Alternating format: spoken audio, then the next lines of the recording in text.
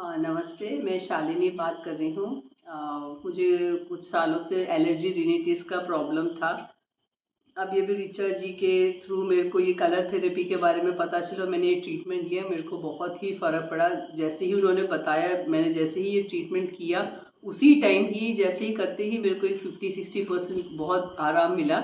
अभी कंटिन्यूस 3 दिनों से मैंने किया, तो मुझे काफ़ी फ़र्क पड़ा है।